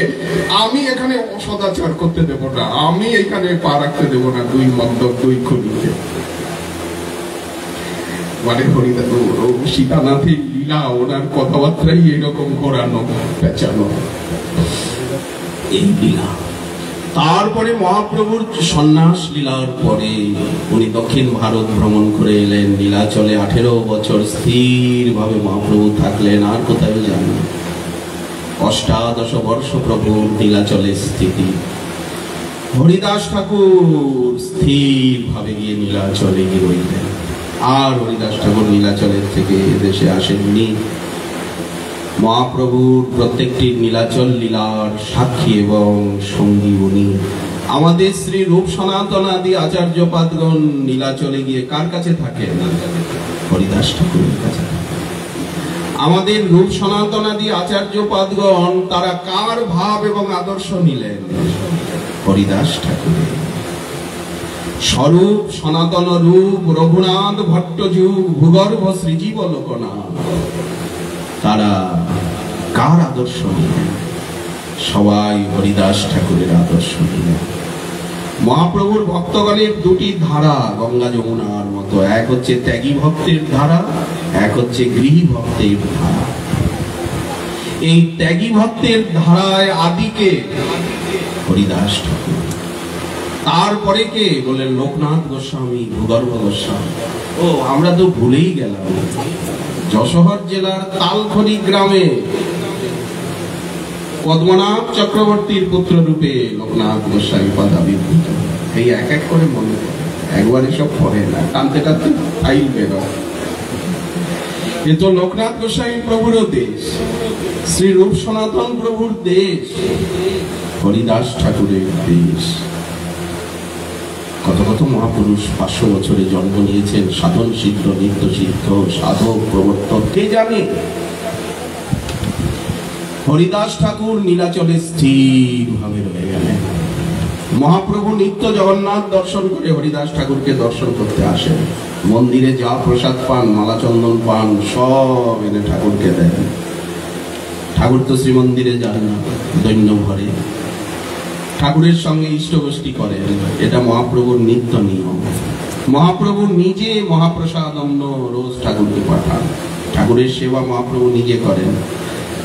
যতদিন এদেশে ছিলেন আমাদের অদ্বৈত প্রভু শান্তিপুরনাথ হরিদাস ঠাকুরের সেবা করেছেন।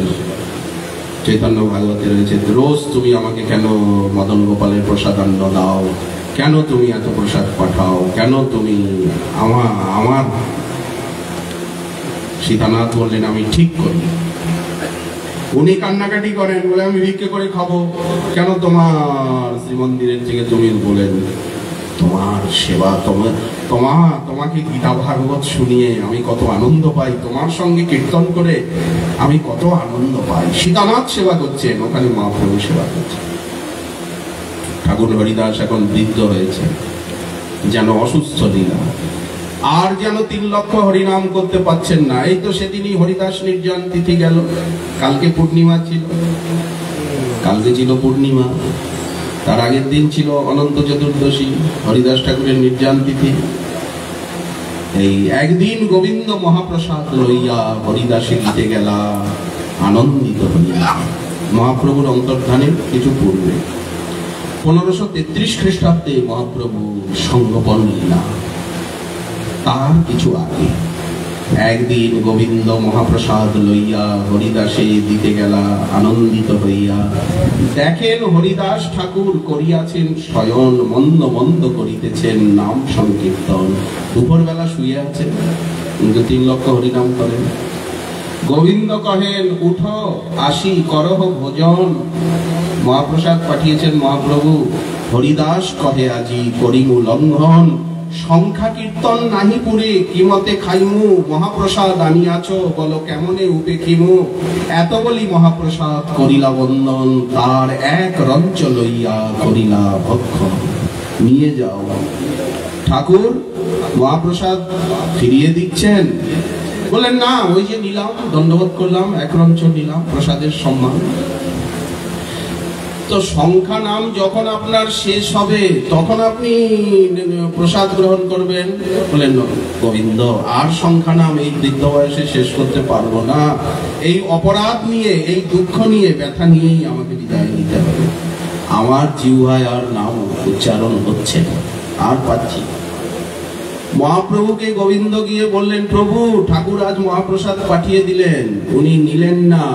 বললেন কি বললেন? বললেন সংখ্যা কীর্তন নাহি পুরে কেমতে খাইব। ওনার সংখ্যা নাম নাকি উনি আর ভজন পূর্ণ করতে পারছেন না। আর দিন মহাপ্রভু তার ঠাই আইলা, সুস্থ হও হরিদাস তাহারে পুছিলা। পরের দিন জগন্নাথ দর্শন করে এসেছেন। হরিদাস ঠাকুর দণ্ডবোধ করে আসন দিলেন। প্রভু কহেন কোন ব্যাধি কহত নির্ণয়। ডাক্তার বৈদ্য ডাকি।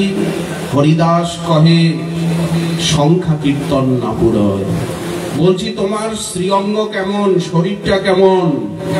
কাল প্রসাদ পাওনি? হরিদাস ঠাকুর বলছেন, প্রভু শরীর সুস্থ মোর, কিন্তু অসুস্থ বুদ্ধি মোর। তারা দেহ ব্যাধিকে দেখুন, দৈন্য কাকে দৈন্য বলে। শরীর আমার সুস্থ, কিন্তু আমার মন বুদ্ধি অসুস্থ। প্রভু বললেন, কি রোগ হয়েছে? হেয়ালি ছাড়ো না, পরিষ্কার করে কথা বলো। বলে, আমার সংখ্যা কীর্তন পূর্ণ হচ্ছে না। মহাপ্রভু বললেন, বৃদ্ধ হয়ে না, সংখ্যা অল্প করো। বেনাপোলের জঙ্গলের থেকে 3 লক্ষ। আমি কি তোমার মহিমা জানি না? তুমি লক্ষ হীরাকে উদ্ধার করলে, তুমি কত ব্যক্তিকে নাম প্রেম দিয়ে ধন্য করলে। বৃদ্ধ হইলে, এখন সংখ্যা অল্প করো, 1 লক্ষ করো। লক্ষে লক্ষ রেখে 1 লক্ষ গ্রহণ করো, তাতেই হবে। লোক নিস্তারিতে তোমার এই অবতার। দেখুন মহাপ্রভু এইসব কথা, এইসব স্তুতি কাউকে করেছেন? লোক নিস্তারিতে তোমার এই অবতার, নামের মহিমা তুমি করিলে প্রচার। বৃদ্ধ হইলে এবে করো অল্প সংখ্যা সংকীর্তন। হরিদাস কহে, প্রভু শোনো মোর সত্য নিবেদন। তুমি তো তোমার কথা বললে, তুমি তো আমার দুঃখ ব্যথা বেদনা কিছু বুঝলে না। তুমি তো কাটা খায়ের নুনের ছেটা দিচ্ছ। আমার জন্ম হয়েছে কোথায়? তুমি তো ব্রাহ্মণের ঘরে জন্মেছ, তোমাকে তো দ্বিজমণি দ্বিজরাজ বলে। আর আমার জন্মটা কোথায় হয়েছে সেইটা তো আমি বলতে পারি না। আমার জন্ম কোথায় হয়েছে? হরিদাস ঠাকুরকে ব্রহ্মা দাপর লীলায় গোবৎস আর গোপবালকগণকে হরণ করে যে অপরাধ করেছিলেন, সেই অপরাধের ক্ষমাপণের জন্য আজ হরিদাস রূপে জন্ম নিয়েছে। হরিদাসকে ভক্তরাজ প্রহ্লাদ ব্রহ্মা এসে জন্ম নিয়েছেন, এই জন্য ব্রহ্ম হরিদাস। প্রহ্লাদ সমান যার গুণের তরঙ্গ। ওই যুগে 1 প্রহ্লাদ হয়েছে, 1 ধ্রুব হয়েছে, 1 অম্বরীশ হয়েছে। আর কলি যুগে কত হাজার হাজার লক্ষ লক্ষ ধ্রুব প্রহ্লাদ হয়েছে। কারণ সর্বভক্তময়, সর্বলীলাময়, সর্বপ্রেমময় এই গৌরলীলা। এই যুগে কত ধ্রুব প্রহ্লাদ জন্ম নিয়েছে ঘরে ঘরে। এই জন্য হরিদাস ঠাকুর বলছেন যে নিজ জাতিতে জন্ম, এটা আমি বলতে পারছি না। নিজ জাতিতে জন্ম মোর, নিম্ন কলেবর, হীন কর্মে রতময়ী অথম ভাব। এই দেখুন তরুণ, আপনারে অযোগ্য মানে হয়ে সর্বগুণে গুণী, আপনারে অযোগ্য মানে, আপনারে অস্পৃশ্য মানে। নিজ জাতিতে জন্ম মোর, নিম্ন কলেবর, হীন কর্মে রতময়ী অধম পামর। অদৃশ্য অস্পৃশ্য মোরে তুমি অঙ্গীকার কইলে, রৌরব হইতে কারি বৈকুণ্ঠে চড়াইলে। বহুত নাচাইলে মোরে প্রসাদ করিয়া, বিপ্রের শ্রাদ্ধ পাত্র খাইনু আমি ম্লেচ্ছ হইয়া। আচ্ছা, হরিদাস ঠাকুর ব্রহ্মা হয়ে প্রহ্লাদ হয়ে এই লীলা করলেন কেন এইবার? ব্যাসাবতার তার উত্তর দিচ্ছেন, জাতি কুল এই নিরর্থক জানাইতে। ভক্তি মার্গে জাতির কোনো মূল্য নাই, কুলের কোনো মূল্য নাই। কি করে বরণ কুল, যে কুলেতে কেন জন্ম হোক না, কেবল ভক্তি মূল্য। এই সিদ্ধান্ত, এই যে ভাগবত ধর্মের ভক্তির সিদ্ধান্তকে জানাতে হরিদাস জন্মিলেন এই কুলে। জাতি কুল এই নিরর্থক জানাইতে হরিদাস জন্মিলেন। তারপরে ব্যাসাবতার বলছেন, অধম কুলেতে যদি বিষ্ণু ভক্ত হয়, সেই সেই পরম পূজ্য সর্ববেদে কয়। যত যত হীন জাতি উদ্ভবে বৈষ্ণব, সবারই বন্দিব সবে জগত দুর্লভ। যে স্থানে বৈষ্ণব অবতরে, তাহার প্রভাবে লক্ষ যোজন নিস্তরে। যে কুলে কেন কৃষ্ণ জন্ম দিচ্ছেন ওই ওই কুলে, বলেন যে দেশে হরিনাম নাই, যে দেশে গঙ্গা নাই, যে কুলে ভক্ত জন্মায় নাই, সেই দেশকে উদ্ধার করতে, সেই দেশে নাম প্রেমের প্রচারের জন্য, সেই বংশকে উদ্ধার করতে ভক্ত সেই কুখ্যাত দেশে, কুখ্যাত স্থানে, কুখ্যাত কুলে গিয়ে জন্ম নিয়ে সেই দেশটাকে, সেই বংশকে, সেই জাতিকে উদ্ধার করছে। যেই স্থানে ভক্তগণ করেন বিজয়, সেই স্থান হয় সর্বতীর্থম। এইবার বুঝুন বাংলাদেশের স্বরূপটা কি, ব্যাসাবতারের কথার সঙ্গে মেলায়। নিজ জাতিতে জন্ম মোর, নিন্দ কলেবর, হীন কর্মে রতময়ী অধম পামর, অদৃশ্য অস্পৃশ্য মরে তুমি অঙ্গীকার কইলে, রৌরব হইতেকারী বৈকুণ্ঠে চড়াইলে, বহুত নাচাইলে মোরে প্রসাদ করিয়া, বিপ্রের শ্রাদ্ধ পাত্র খাইনু আমি ম্লেচ্ছ হইয়া। সেসব কথা আর আমি বলতে চাই না। আমার যেটা আন্তরিক মনোবেদনা সেটা তোমাকে বলি। এক বাঞ্ছা হয় মোর বহুদিন হইতে, লীলা সম্বরিবে তুমি। তুমি আর বেশি দিন জগতে থাকবে না। মহাপ্রভু 48 বছর লীলা করলেন। লীলা সম্বরিবে তুমি, লয় মোর চিতে। সেই লীলা প্রভু তুমি মোরে না দেখাইবা। তোমার অন্তর্ধান লীলা, তোমার বিরহ লীলা তুমি আমাকে দেখাবে না। আমি তোমার আগে যাব, তোমার সামনে যাব।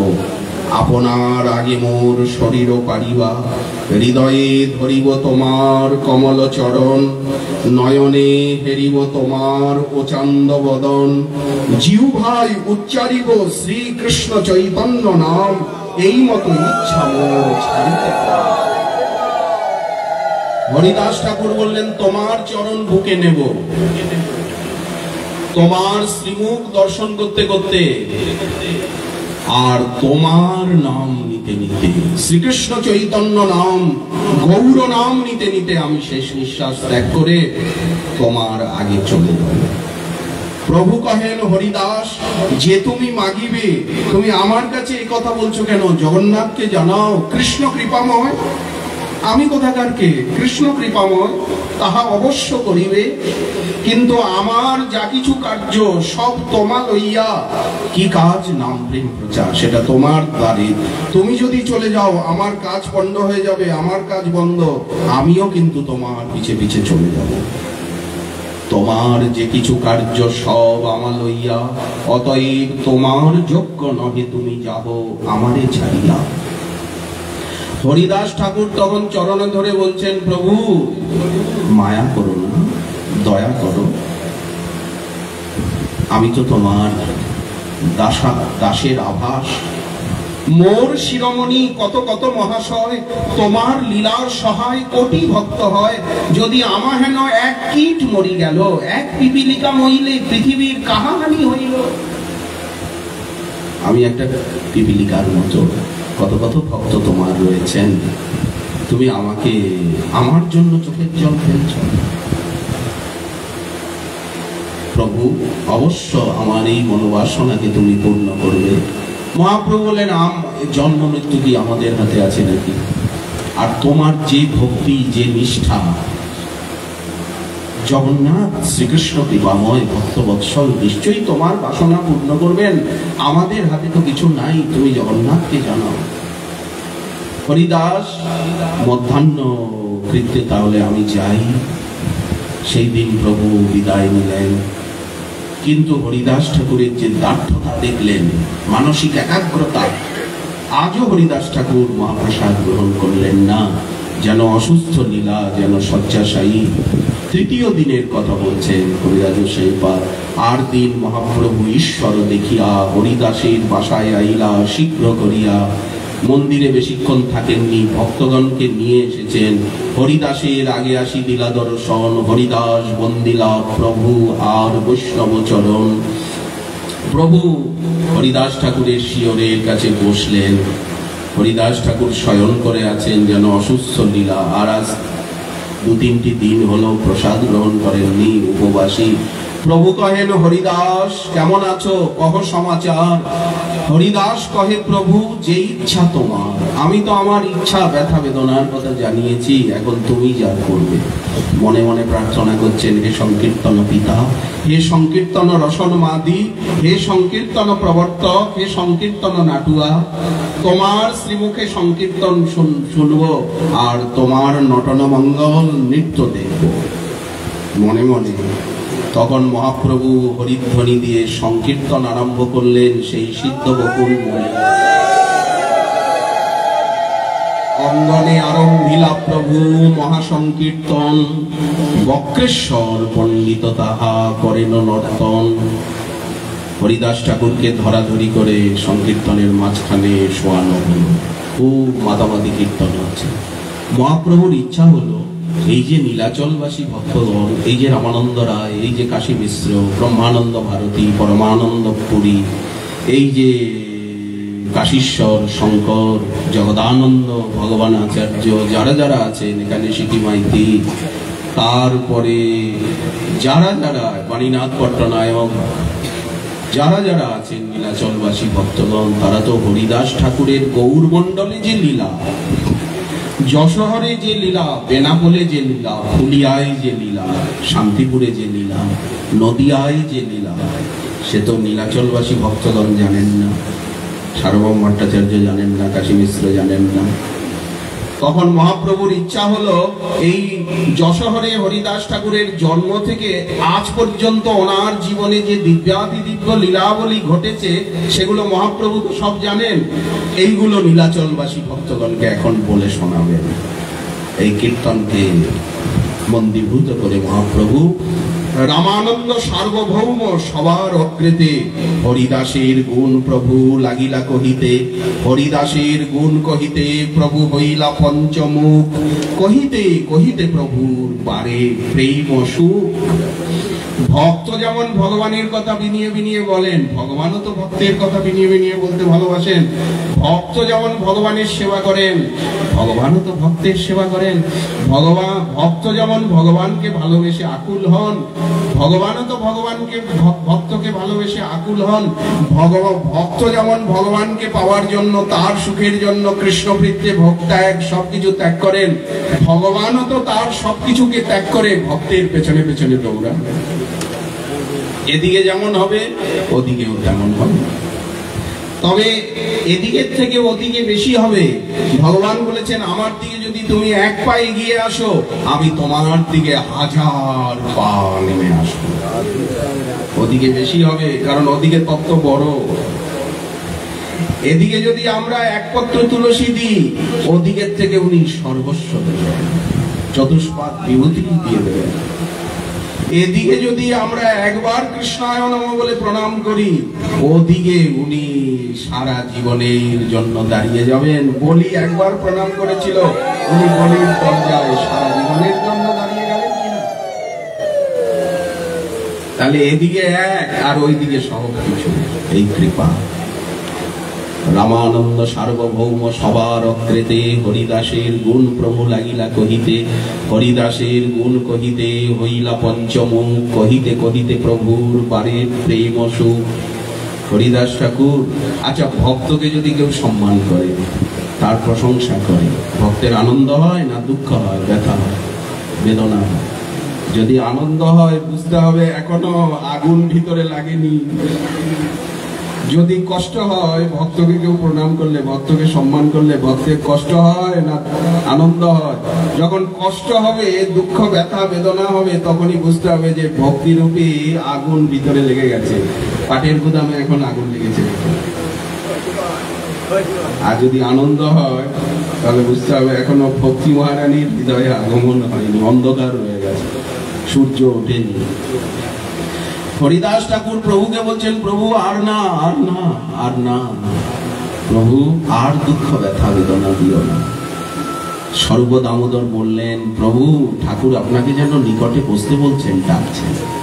তবে হরিদাস প্রভুরে নিজাগ্রেতে বসাইলা, নিজ নেত্র দুই ভৃঙ্গ প্রভুর মুখপদ্মে দিলা, সহৃদয়ে আনি ধরি প্রভুর চরণ, সর্বভক্ত পদরেণু মস্তক ভূষণ।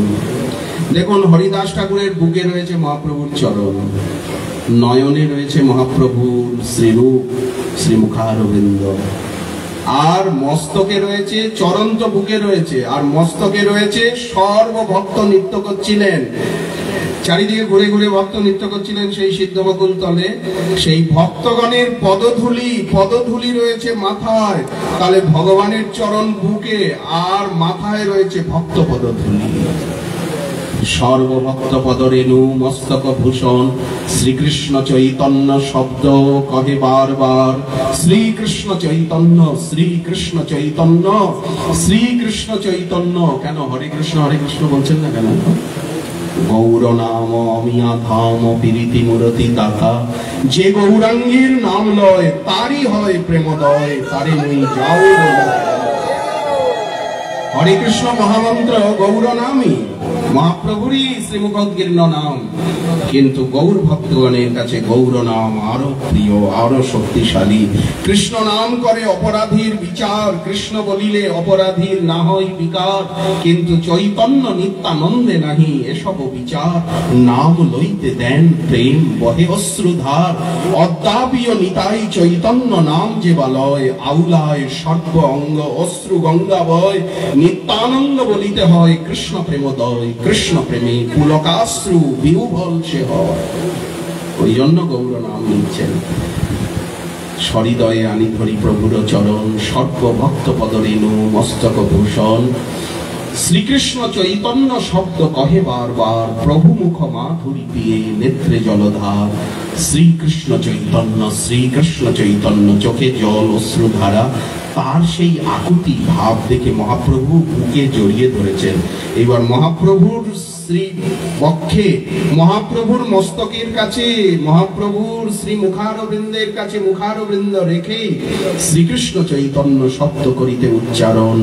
নামের সহিত প্রাণ কইল উৎক্রামণ, মহাযোগেশ্বর প্রায় স্বচ্ছন্দ। ভীষ্মের নির্যান সবার হইল স্মরণ, হরিকৃষ্ণ শব্দে বৈষ্ণব করে কোলাহল। মহাপ্রভু প্রেমানন্দে হইলা বিহ্বল, হরিদাসের তনু প্রভু কোলে উঠাইয়া অঙ্গনে নাচেন প্রভু প্রেমাবিষ্ট হইয়া। প্রভুর আবেশে অবশ সর্বভক্তগণ, প্রেমাবেশে সবে নাচে করয় কীর্তন। তবে হরিদাস ঠাকুরে বিমানে চড়াইয়া সিন্ধু তীরে লইয়া গেলা কীর্তন করিয়া। আগে মহাপ্রভু যান নাচিতে নাচিতে, পাছে বক্রেশ্বর নাচে ভক্তগণ সাথে। আজ সিন্ধুতে হরিদাস ঠাকুরে স্নান করাইলা, প্রভু কহেন সিন্ধু আজি মহাতীর্থ হইলা। হরিদাসের পাদদক প্রিয় ভক্তগণ, হরিদাসের অঙ্গে দিলা প্রসাদী ডোর করার চন্দন। বালুকার গর্ত করি তাতে শোয়াইলা, হরিবোল হরিবোল বলি গৌর রায়। আপনি সহস্তে বালু দিলা তার গায়। মহাপ্রভু নিজে স্থান নির্দেশ করলেন, নিজে গর্ত করাতে লেগে গেলেন, নিজে বালু দিচ্ছেন। হরিধ্বনি করতে করতে অশ্রু জলে সিক্ত বালু, নীলাচলের বালুগুলি স্বর্ণিম স্বর্ণশিকতা, সাদা না। হরিবোল হরিবোল বলি গৌর রায়, আপনি সহস্তে বালু দিলা তার গায়। তালে বালু দিয়া পিণ্ডা বান্ধাইলা, পিণ্ডার চৌদিকে মহা আবরণ কইলা। তবে মহাপ্রভু করেন নর্তন কীর্তন, হরিধ্বনি কোলাহলে ভরিল ভুবন। তবে মহাপ্রভু সর্বভক্ত সঙ্গে সমুদ্রে করিলা স্নান, জলকেলি রঙ্গে সমাধি পরিক্রমা করি আইলা সিংহদ্বারে। হরি কীর্তন কোলাহল সকল নগরে, সিংহদ্বারে আসি প্রভু পশারির ঠাই। আচল পাতিয়া ভিক্ষা মাগিলা তথাই, হরিদাস ঠাকুরের মহোৎসব তরে। প্রসাদ মাগিয়ে ভিক্ষা দেহত আমারে, শুনিয়া পশারি সব চাঙ্গারা উঠাইয়া। মহাপ্রসাদ দিতে আইসে আনন্দিত হইয়া। বহু মহাপ্রসাদ স্বরূপ দামোদর নিয়ে এলেন, কাশী মিশ্র পাঠালেন, বাণীনাথ পট্টনায়ক নিয়ে এলেন। মহাপ্রভু আজ নিজে হরিদাস ঠাকুরের নির্যান উৎসব করছেন। পাতি পাতি করে সকলকে বসালেন। মহাপ্রভুর হস্তে অল্প নাহি আইসে, অল্প করে দাও, রসগোল্লা একটা দাও, ছানা ভেঙে ভেঙে দাও, দই বলেন ছোট চামচে করে, বেশি না। বলেন না, মহাপ্রভুর হস্তে অল্প নাহি আইসে, এক এক জনার পাতে পঞ্চ জনার ভক্ষ পরিবেশে। প্রভু আর না, প্রভু কিছুতে বসবেন না, জোর করে স্বরূপ দামোদর বসিয়ে দিলেন। হরি বলি আজ্ঞা দিলা করহ ভোজন। মহাপ্রভু বলছেন, আমার পাতে কেন দিচ্ছ? একই স্বরূপ জগদানন্দ, একই কাশীশ্বর, শঙ্কর, চারিজন পরিবেশন করে নিরন্তর। মহাপ্রভু বলছেন, আমি না সন্ন্যাসী, আমার পাতে পুষ্পান্ন কেন দিলে? আমার পাতে পরমান্ন, আমার পাতে সন্দেশ কেন, পিঠাপানা কেন? প্রভু জগন্নাথের মহাপ্রসাদ। বললেন, আমি না সন্ন্যাসী। এই দেখুন কিরকম লীলা করছেন। গৌর লীলা কেমন? মহাজন বলেছেন, ভাগবতে কৃষ্ণ লীলা লেখা আছে, কৃষ্ণ লীলা বোঝা যায়, কৃষ্ণ লীলা মাথায় ঢোকে, কিন্তু গৌর লীলা বোঝা যায় না। গৌর লীলা বড় দুর্গেয়, গৌর লীলা বড় সূক্ষ্ম। গৌরাঙ্গের মধুর লীলা যার কর্ণে প্রবেশিলা, হৃদয় নির্মল হইল তার। এই জন্য গৌর লীলাই শ্রবণ করতে হবে। প্রভু আর না হরি বলি আজ্ঞা দিলা করহ ভোজন, আকণ্ঠ ভোজন হয়ে গেল। ভক্তগণ আচমন করলেন, সহস্তে পরাইলা প্রভু সবারই মাল্য চন্দন। দেখুন যশোরের গৌরব, আজ যশোরের গৌরব নীলাচলে কেমন লীলায়িত হচ্ছে। যারা যশোরে জন্মেছেন তারা নীলাচলের দিকে তাকিয়ে দেখুন যে যশোরের প্রদীপ, যশোরের সূর্য আজ নীলাচলের আকাশকে কেমন আলোকিত করছে। মহাপ্রভু ভক্তগণকে মালাচন্দনে বিভূষিত করে এইবার প্রেমাবিষ্ট হইয়া প্রভু করেন বরদান। শুনি ভক্তগণের জুড়ায় মনকান। বলছেন, হরিদাসের বিজয় উৎসব যে কইল দর্শন, যে তাহা নৃত্য কইল, যে কইল কীর্তন, যে তারে বালুকা দিতে করিল গমন তার সমাধিতে, তার মহোৎসবে যে বা করিল ভোজন। কেউ আগের থেকে সকালের থেকেই এসেছে, তারা ওখানে কীর্তন করেছে, সমুদ্রে স্নানও করিয়েছে, পাদদক পান করিয়েছে, সমাধি দেওয়াতে সাহায্য করেছে, জলকেলি করেছে। কিন্তু সবার শেষে সংবাদ পেয়ে যারা অন্তত প্রসাদ সেবা করতে এসেছে, এখন অনেকে তো প্রসাদ সেবা করতে এখন এসেছে, তার মহোৎসবে যে বা করিল ভোজন। অচিরে তা সবার হবে কৃষ্ণ প্রাপ্তি, হরিদাস দর্শনে ওইছে কৃপা করি কৃষ্ণ মনে দিয়াছিল সঙ্গ, স্বতন্ত্র কৃষ্ণের ইচ্ছা সঙ্গ হইল ভঙ্গ। হরিদাসের ইচ্ছা যবে হইল চলিতে, আমার শকতি তারে নারিল রাখিতে। আমি জগন্নাথকে কত জানালাম, ঠাকুরকে নিও না, আরো কিছুদিন তার সঙ্গ করি, সেবা করি, কিন্তু জগন্নাথ আমাদের কথা শুনলেন, তার কথাই শুনে তাকে নিয়ে গেলেন। আমার শকতি তারে নারিল রাখিতে। ভক্তগণ, হরিদাস আছিলা পৃথিবীর শিরোমণি, তাহলে এই যশোহর জেলার রত্নই ছিল পৃথিবীর শিরোমণি, গৌর ভক্ত শিরোমণি। হরিদাস আছিলা পৃথিবীর শিরোমণি, গৌরাঙ্গগণের শিরোমণি, তাহা বিনা রত্ন শূন্যা হইল মেদিনী। ভক্তগণ, তার লীলা রয়ে গেল, তার কথা রয়ে গেল। এই জন্য তোমরা জয় জয় হরিদাস বলি করো হরি হরি, জয় জয় হরিদাস। নামের মহিমা জিহ করিল প্রকাশ। কে নামের মহিমা প্রকাশ করলো? কে নামাচার্য? কার ভাব আদর্শের আনুগত্যে নাম সাধন? এই যশোহরের প্রদীপের। মহাপ্রভু যেমন নদিয়ার প্রদীপ, আমাদের হরিদাস ঠাকুর এই যশোহরের প্রদীপ। আমাদের রূপ সনাতন যশোহরের উদিত পুষ্পবন্ত সূর্যচন্দ্র। এই জন্য জয় ঠাকুর হরিদাস বলি কর হরিধ্বনি, এত বলি মহাপ্রভু নাচেন মহাপ্রভু। আচ্ছা, এই যে প্রসাদ সেবার পরে আবার যে উদ্দণ্ড নৃত্য আরম্ভ করলেন মহাপ্রভু, স্বরূপ দামোদর প্রমাদ গুনলেন, বললেন, প্রভু এই যে ব্রহ্মানন্দ ভারতী পরমানন্দ পুরী বৃদ্ধ এনারা অপেক্ষা করছেন, ভক্তগণ অপেক্ষা করছেন, সকালে এসেছেন, সন্ধ্যা হয়ে গেল, তুমি আদেশ না দিলে কেউ বাসায় যেতে পারছেন না। সেই সকালে এসেছেন, সকলেই পরিশ্রান্ত, আর এখন এই প্রসাদ সেবনের পরে তুমি আবার নিত্য কীর্তন আরম্ভ করলে, তুমি ভক্তগণকে বিদায় দাও, বিশেষত পুরী ভারতী গোসাইকে বিদায় দাও, তারা বাসায় গিয়ে বিশ্রাম করুন। ও তাই তো, আমি ভুলে গিয়েছিলাম, এখনো তো আমি সেবা বুঝিনি, আমি তো নিজের সুখেই নিজে মত্ত।